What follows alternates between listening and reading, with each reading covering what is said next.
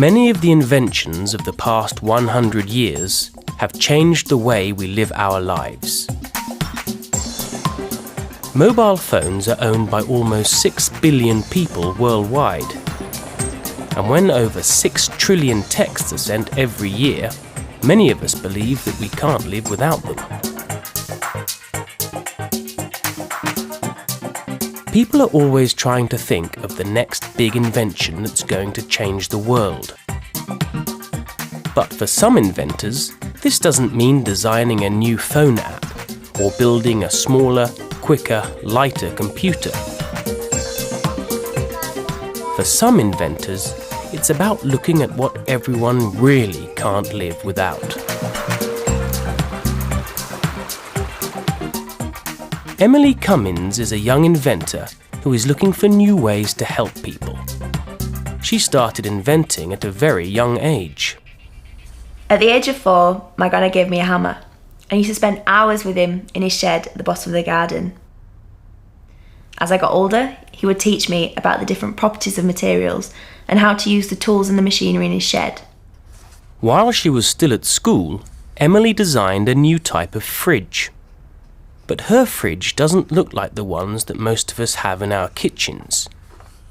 It's designed to be used in areas where there isn't any electricity. I spent a lot of time researching how to redesign the refrigerator. I realised that people in Africa weren't able to store food and medicine because they didn't have access to electricity or refrigerators. The design was very simple. A small cylinder inside a larger one. You put your food or medicine in the small cylinder. Between the two cylinders, you put some material that stays wet, like sand or soil. In the sun, the fridge then sweats, just like a person.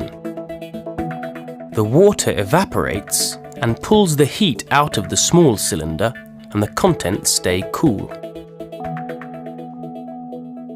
The fridge was designed so anyone anywhere could make it, with simple tools and materials. And Emily wanted to help people do this. When I was 18, I travelled to Africa on my own, which was really scary at first. But actually, when I got there, people were really welcoming. They invited me into their homes, they looked after me, they listened to me, and we shared ideas. So although initially I was frightened about the experience, it was actually incredible.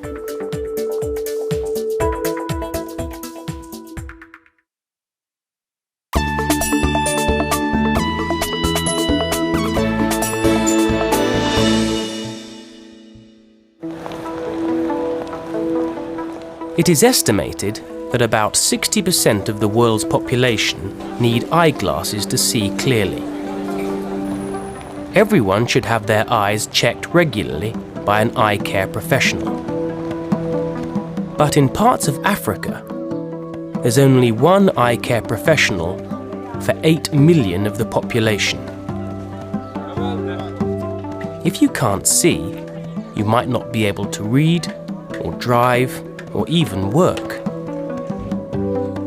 Josh Silver is a professor of physics. He invented a new kind of eyeglasses to solve this problem. These eyeglasses are rather interesting, rather special in a way. I call them adaptive eyeglasses, and I will demonstrate them for you. The eyeglasses work by adding liquid to the lenses. I want to see clearly in the distance. I'm covering up one eye.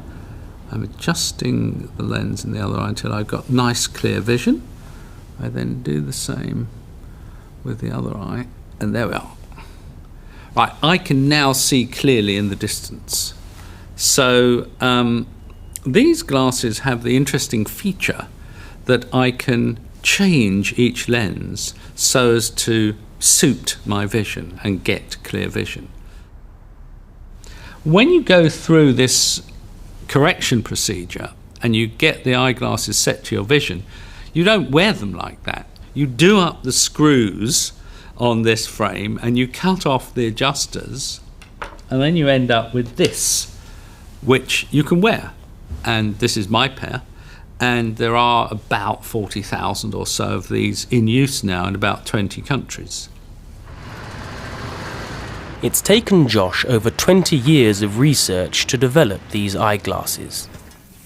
He travelled to Africa to see how his eyeglasses could help people. Henry A.J. Mensah was the first person to get a pair of Josh's eyeglasses. Shall we try the glasses and see if that helps you with threading it? Henry was a tailor in a small village in Ghana. He needed good eyesight to do his job making clothes. Can you see more clearly? But his eyesight was getting worse. Yeah, did it immediately, so it works. He was trying to thread a needle and he couldn't. And he put these on, he adjusted them, and he just threaded the needle immediately. And what he did was he then started operating his sewing machine much faster. Thank you. This experience proved that Josh's eyeglasses can I would work. like to know. Today, he is still improving his invention and looking for ways of producing adaptive eyewear for everyone who needs it. Working. Thank you. My motivation for the work is to see those billions of people that need eyewear get it.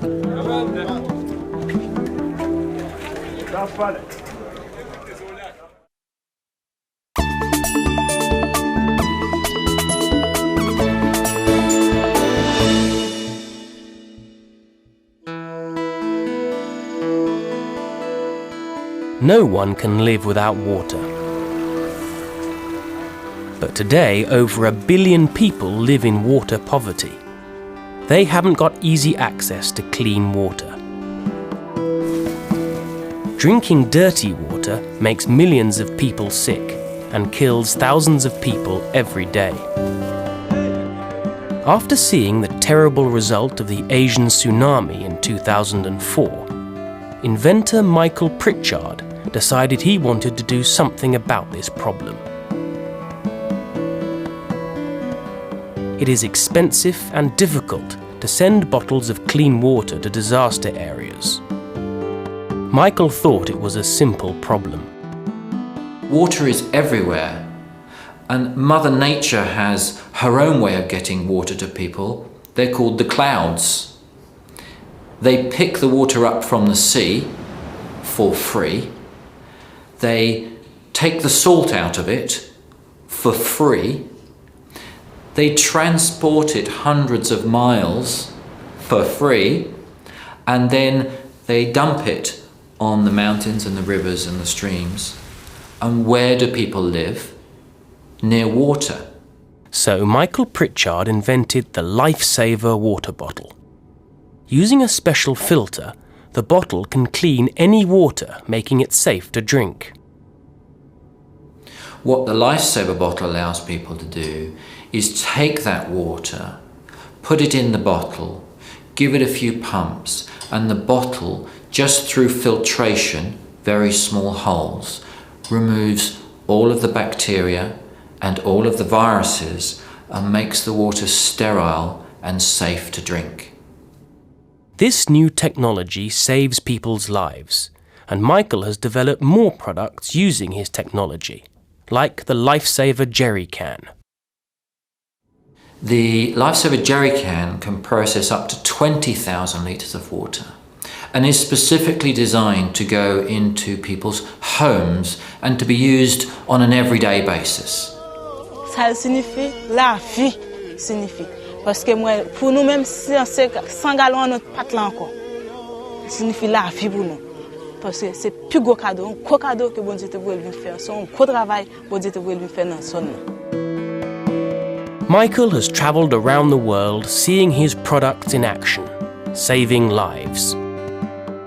We do many projects around the world to help people who do not have access to clean drinking water, whether that be in Malaysia or in Haiti or in Pakistan or in India. We do lots of projects around the world to make sure that people have access to clean water, not just for a day or for a week, but for life.